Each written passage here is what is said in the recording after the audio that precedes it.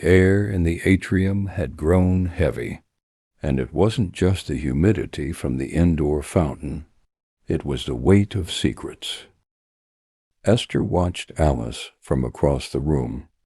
The younger girl was currently sitting with a group of survivors, showing them how to braid fibers from the facility's synthetic mats. She looked like an angel of mercy, but Esther's surgical instincts were screaming.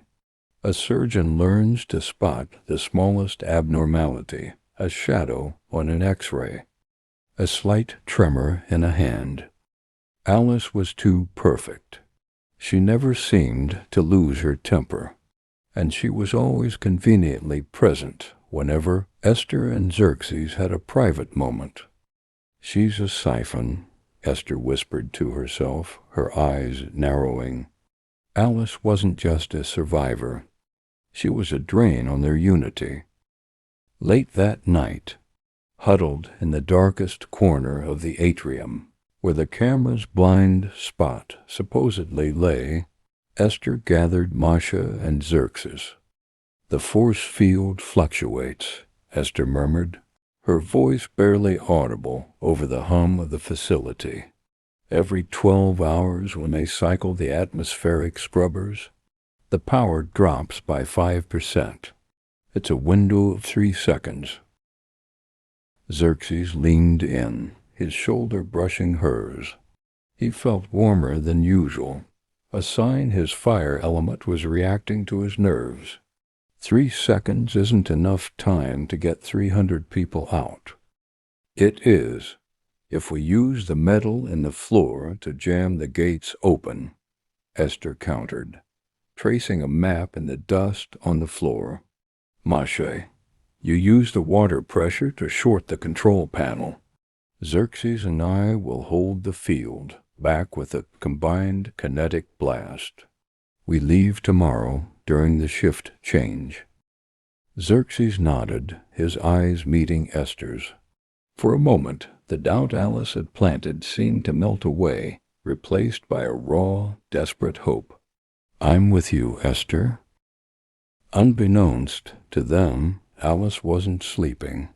She was lying on her mat just 10 feet away, her eyes closed but her ears tuned to every vibration. As soon as the group dispersed, she waited for the guards to perform their walkthrough. She didn't speak to them. She didn't have to.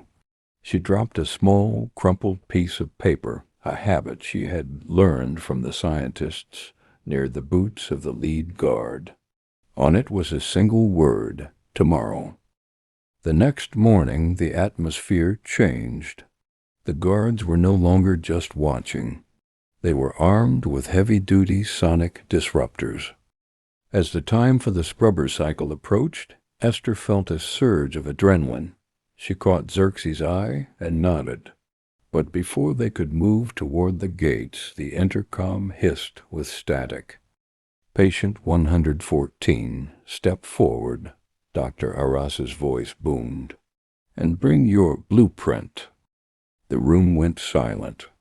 A squad of guards marched into the center of the atrium, their weapons pointed directly at Masha and the other non-combatants. "Someone talked," Masha whispered, her face turning pale. Alice hurried to Esther's side, her face a mask of terror. "Esther, what's happening? Did they find out about the plan? I told you it was too dangerous. I told you they were watching." The brilliance of Alice's lie was staggering. By reminding Esther that she had warned her, she was making it look like Esther's own recklessness had caused the leak. Xerxes stepped back, his hands sparking with erratic electricity. He looked from the guards to Esther, his expression torn between loyalty and the stinging bite of betrayal. "Esther, did you tell her? Why did the guards know exactly where to look?" "I didn't tell anyone but you and Masha." Esther cried, her heart breaking as she saw the wall go up in Xerxes' eyes. "Save the theatrics," the lead guard growled, grabbing Esther by the arm. "Dr. Aras wants to discuss your exit strategy in a more private setting. And since patient 022 seems so disappointed in your leadership, perhaps he'll be more cooperative with us now." As Esther was dragged away, she caught one final glimpse of Alice. The girl was sobbing into Masha's shoulder, playing the part of the grieving friend perfectly. But as Esther was pulled through the heavy steel doors, Alice looked up.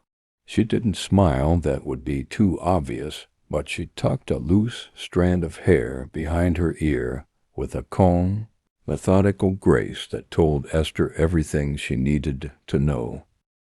Alice wasn't a survivor. She was the cage,